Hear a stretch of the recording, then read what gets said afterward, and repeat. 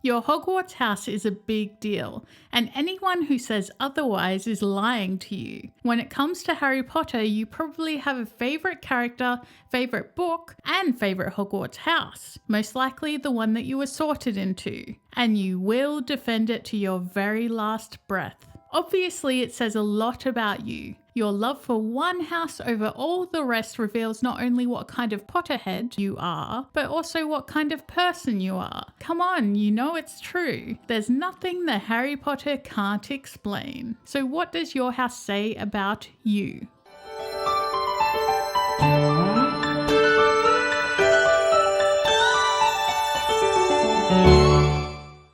Being sorted into a house is essentially being placed into a family for the next 7 years of your life. Your house is made up of the people who you will live with, go to classes with, play Quidditch with, and everything in between. When you're a first year at Hogwarts, the minute you set foot into the castle, you are swept into the Great Hall to have the ancient sorting hat placed on your head. For some, it's obvious which house they'll be selected for, due to the overwhelming personality traits that may as well hit you in the face. For others, they may exemplify traits that fit a multitude of houses and are uncertain where they may end up. For all of you muggles out there, this is what your house says about you. Hufflepuff.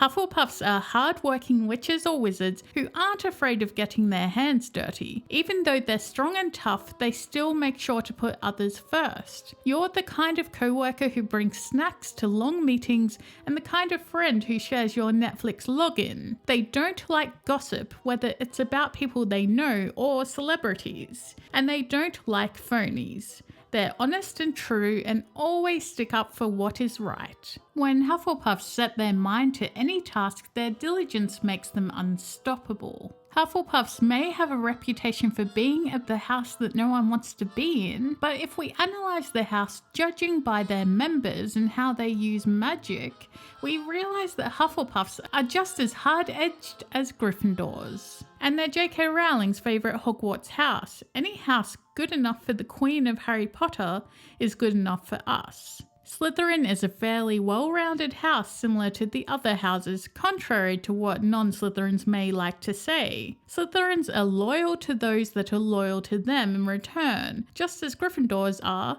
and are intelligent just as the Ravenclaws. Slytherin house as a whole is not evil.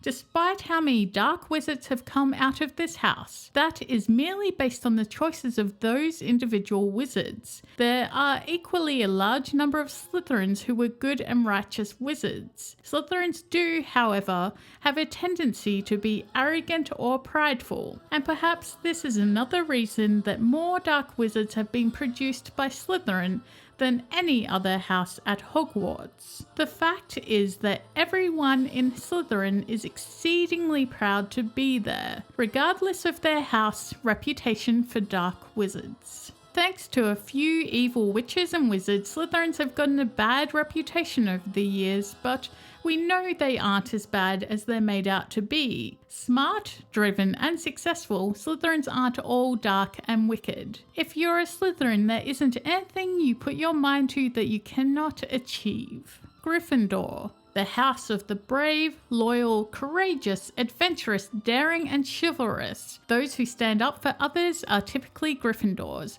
Brave-hearted is the most well-known Gryffindor characteristic, and Gryffindors are also known for having a lot of nerve, often to the annoyance of the other houses at Hogwarts. Gryffindors are people who hold a multitude of qualities alongside the ones listed, making them a very well-rounded house. Gryffindors are often people who could fit nicely into another house but chose to tell the sorting hat they want Gryffindor. There's that Gryffindor bravery on show. Being a Gryffindor means that you're probably the adventurous and courageous friend, and you are usually known for doing what is just and right. Harry Potter and the gang are Gryffindors, so naturally they're going to be the most popular house. So you already know how noble, selfless, and brave members of this house truly are. If you're a Gryffindor, you are a true and loyal friend who is always there in a pinch.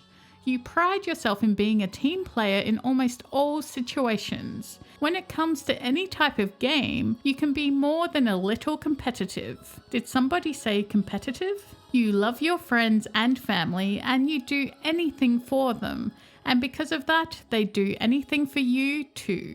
Ravenclaw.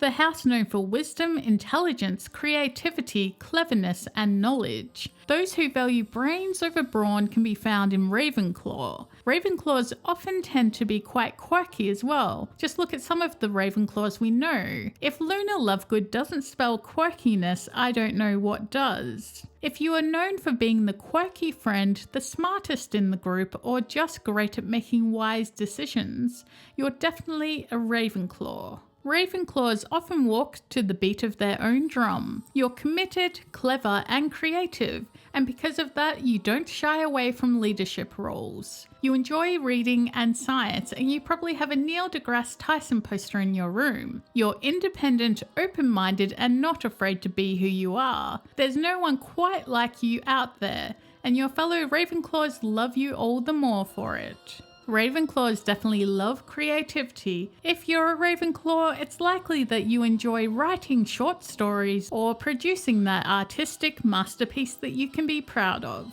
What Hogwarts house you're in says a lot about you as a person, the traits you possess and how you act, but in the end, your house is really just your home that is always there for you.